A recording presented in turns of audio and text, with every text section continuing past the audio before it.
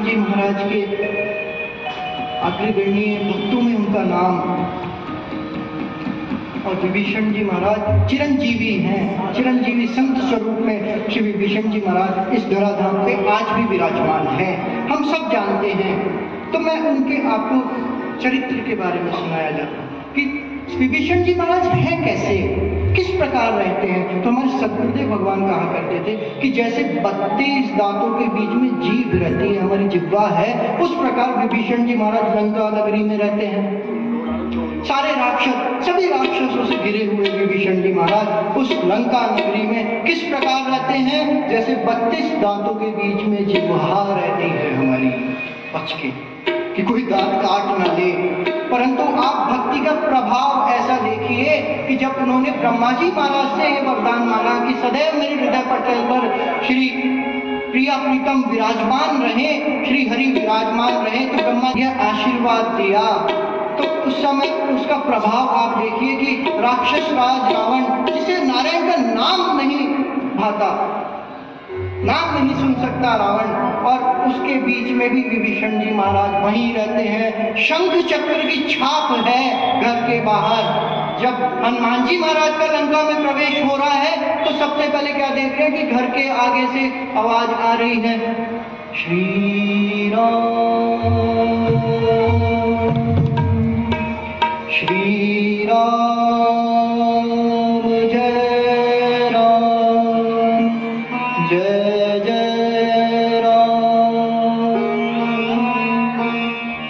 जी भी बड़े अच्छे हैं कि ऐसी दुर्दांत राक्षसों की नगरी और वहां पर एक आदमी कैसे रह पा रहा है जिसके घर के बाहर शंख चक्र की छाप है और आवाज आ रही है श्री राम जय जय राम।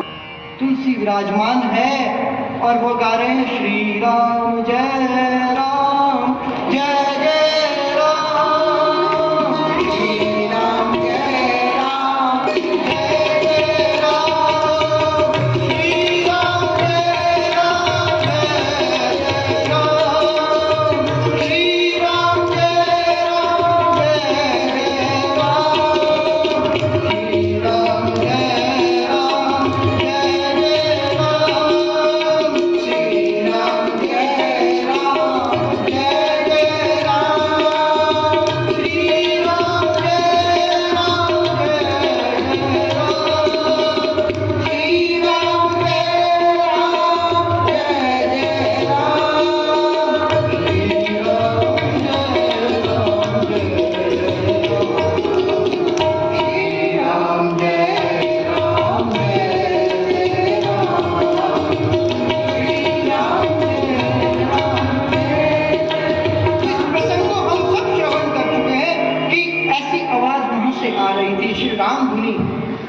हनुमान जी ने कैसे उनसे भेंट करी, आगे क्या क्या प्रसंग हुआ ये रामायण जी में हम सुन चुके हैं। तो जब ये पूरा प्रसंग हो चुका और रावण मारा जा चुका है, वध हो चुका है रावण का, और अयोध्या में विराजमान हो चुके हैं श्री रामचंद्र जी महाराज। जब विभीषण जी उनके साथ अपने पुष्पक विमान में बैठाकर रामचंद्र जी को अयोध्या छोड़ के आए तो बड़े दिन तक अयोध्या में रहे, वहां पर अयोध्या में विराजमान रहे और बड़ा मस्ती से वहां पर वातावरण रहा। श्री रामचंद्र जी की सेवा किया करते, उनके दर्शन किया करते। बहुत समय बीत गया, 1 साल बीत गया, 2 साल बीत गए, लंका की सुध ही नहीं ली, कोई सुध नहीं ली। तो श्री रामचंद्र जी महाराज ने उन्हें कहा कि विभीषण जी, आपका मैंने राज्य अभिषेक किया था, अपने राज्य को तो संभालो, आप तो यही है, राज्य की सुध तो लो, राजा मर चुका है, अब आप जाएंगे तभी तो राज्य को संभाल पाएंगे। तो विभीषण जी महाराज ने उनसे प्रार्थना करी कि महाराज मेरा यहाँ से जाने का मन नहीं करता है, मैं आपके चरणों की सेवा छोड़ के कैसे जाऊं, मेरा मन नहीं करता है आपको छोड़ के जाने के लिए, यहाँ सदैव आपके दर्शन होते हैं, मैं कैसे जाऊं, मैं तो आपका अनन्य सेवक हूँ, भक्त हूँ आपका, मैं नहीं जा सकता आपके चरणों को छोड़ के, ये अनुराग आपके प्रति मेरा है, तो कैसे जाऊं। तो श्री रामचंद्र जी ने कृपा करके उन्हें कहा अच्छा ऐसी बात है, तो विभीषण जी एक काम करता हूँ। तो उन्हें क्या किया, उनसे रीझ कर, उनसे अनुराग स्वरूप श्री रामचंद्र जी ने अपने सेव्य ठाकुर श्री रंगनाथ जी को उनको अर्पण कर दिया कि आप इन्हें ले जाइए अपने साथ में और इन्हें मेरा ही स्वरूप मानिए। श्री रंगनाथ जी मेरा ही स्वरूप है, आप इन्हें ले जाइए और जब भी आप इनकी सेवा करेंगे ना तो आपको अयोध्या की याद नहीं आएगी। विभीषण जी आप जाइए। तो रंगनाथ जी को अपने शिरोधार्य करके विभीषण जी वहां से चले, परंतु प्रभु ने उनको यह कह दिया था कि इनको कहीं भी रख दोगे तो ये वापस नहीं उठेंगे। विभीषण जी याद रखिएगा, इनको जहां आपने पधरा दिया एक बार रख दिया तो ये वहीं रहेंगे। अच्छा प्रभु ठीक है, ऐसा कहके विभीषण जी वहां से चले गए। वहां से अयोध्या से आज्ञा लेके निकले, आगे चले और थोड़ी दूर पर जाते जाते बहुत भारत का कहाँ अयोध्या कहाँ लंका, कन्याकुमारी तक पार करो तब लंका आए। अब बीच में उनको कावेरी तट के निकाल चंद्र पुष्करणी नदी के पास में और उनको लघु शंका है, नेचर कॉल विभीषण जी महाराज को। अब क्या करें, विचार किया परंतु कुछ नहीं कर सकते, तो ध्यान नहीं रहा और श्री रंगनाथ जी को वहीं अर्पण कर दिया, वहीं बैठा दिया। और जब वापस लौट के आए तो अब उठे नहीं प्रभु। तो विभीषण जी का क्या अनुचर्या क्या है, उनकी रोज क्या करते हैं, रोज लंका से और वहां पर आते हैं चंद्र पुष्करणी नदी के पास में और रोज आके उनकी सेवा करते हैं प्रभु की, रोज अपने हाथों से ही सेवा करते हैं। ऐसा उनके भाव जागृत है। क्यों? क्योंकि उनकी सेवा जब करते हैं कि उनको ये भान आता है कि मैं अयोध्या में ही हूं। एक समय ऐसा हुआ विभीषण जी के साथ में कि कुछ कार्य से लेट हो गए, तो जल्दी जल्दी सेवा करने के लिए अपने रथ पे बैठ के आ रहे थे। तो रथ बहुत तेज चल रहा, भाई वहां तक तो पुष्पक में आ जाते। उसके बाद में मन किया कि आज रथ से चलेंगे, तो रथ में बैठ के और सागर पार करके और रथ में बैठे और रथ में विराजमान होके आगे चले। बहुत तेज रथ को, रथ वाले को बोला अपने सारथी को, तेज चलाओ तेज चलाओ तेज चलाओ, जल्दी चलो, आज तो सेवा नहीं हो पा रही, आज तो हम लेट हो गए, अब क्या करें, लेट हो गए। परंतु दुर्घटना ऐसी हुई, जल्दी का काम शैतान का काम, कि एक ब्राह्मण वहां पर जो श्री रंगनाथ जी के दर्शन के लिए ही जा रहा था, उस रथ से टकराया और उसके पहिए के नीचे आ गया और उसकी वहीं तत्काल मृत्यु हो गई। जब ब्राह्मणों में आके यहाँ देखा कि ब्राह्मण की हत्या हो गई यहाँ पर और राजा ने हत्या कर दी, वो क्या जाने कौन विभीषण, ब्राह्मणों ने सबने समूह बनाया और विभीषण जी की खूब मरम्मत कर दी और खूब उनको पीटा, वहां पर खूब विभीषण जी को मारा, उनके कपड़े फाड़ दिए, बहुत बुरा कष्ट दिया और उन्हें बंधक बना के अपने साथ ले गए अपने गांव की तरफ। तो यह बात श्री रामचंद्र जी को पता लगी कि ऐसा ऐसा मेरे सेवक के साथ हुआ। तो वहां से अयोध्या से चले प्रभु और तुरंत रंगनाथ जी के मंदिर के पास में आए और उस गांव में आके विराजमान हुए और उनसे प्रार्थना करने लगे कि अरे भैया एक बात बताओ, मेरी सेवा के लिए आ रहा था, उसने चढ़ा के तो तुम्हें मारा नहीं। आज हम देखते हैं ना कि कोई भी कुछ भी दुर्घटना थोड़ा सा अड़ जाए और 4 जने मिलकर आपको घेर लेंगे, वही स्वरूप उनके साथ हो गया। आपको अगर इन्हें मारना ही है, आप क्या चाहते हैं, इन्हें मार पाएंगे?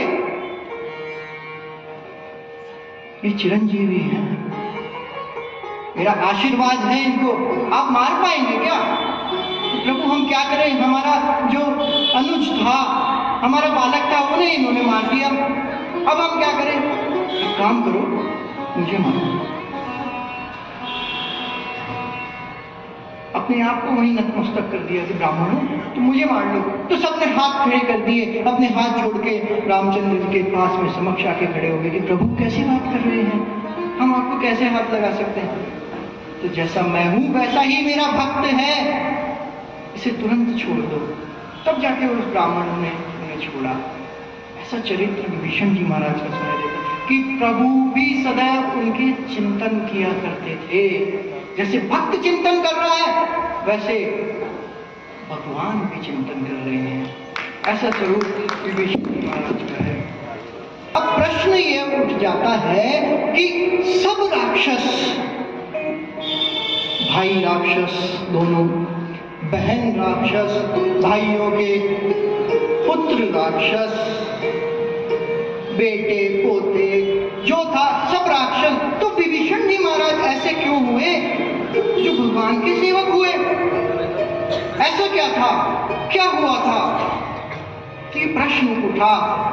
तो नाभाजी महाराज बता रहे हैं कि रामायण में ऐसी चर्चा आती है कि उनकी मां केकसी, जब राक्षस राज शुमाली का उस समय पे देवताओं ने मार काट के उनको भगा दिया वहां से, अपने क्षेत्र से, तो राक्षस राज शुमाली ने यह सोचा, यह विचार किया कि पुलत्स के पुत्र हैं विश्रवा, ऋषि पुलत्स के पुत्र हैं, तो उनके समक्ष अपनी पुत्री को भेजा केकसी को कि तुम जाओ इनके पास में और इनको अपना वरण करो विश्रवा के पास में।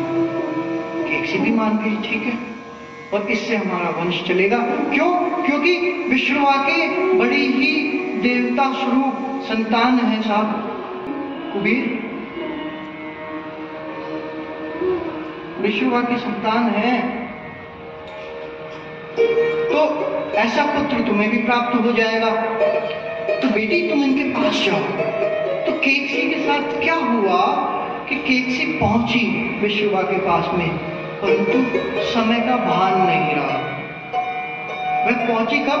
संध्या काल के बाद में, कालीन दारू प्रदोष काल में जो केकसी थी वो वहां पहुंची और उनसे प्रार्थना करने लगी कि महाराज मैं आपका वरण करना चाहती हूँ, मेरा आप वरण करिए, मैं आपकी अर्धांगिनी बनना चाहती हूँ।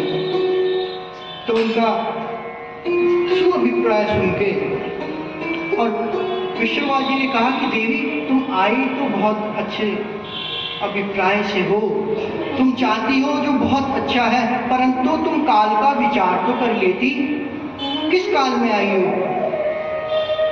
महाराज अब क्या होगा? अब तुम्हारे जो पुत्र पैदा होंगे वो भयंकर दुर्दान और राक्षसी प्रभाव के होंगे, विकराल होंगे, ऐसे दुष्ट होंगे जो पूरी धरती को विदीर्ण कर देंगे। अच्छा महाराज, पर मैं तो आपके समक्ष एक ऋषि के समक्ष आई थी यह प्रार्थना लेके कि मेरे को सुकुमार प्राप्त हो जैसे आपके और पुत्र हैं वैसे। अच्छा, तो उनका अच्छा स्वभाव जान के कि उनका अभिप्राय बहुत अच्छा है, तो उन्होंने कहा कि जो अग्रज जो होंगे वह तो बड़े राक्षसी स्वभाव के होंगे, परंतु जो सबसे अनुज होगा वह श्रीहरि को प्राप्त होगा। तो ऐसे श्री विभीषण जी महाराज का जन्म हुआ जो श्री हरि के चरण में समर्पित हुए। क्यों? क्योंकि उनके पिताश्री का आशीर्वाद था उनके साथ में। ऐसी कथा श्री विभीषण जी महाराज की हमारे को श्रवण करती है। राम राम राम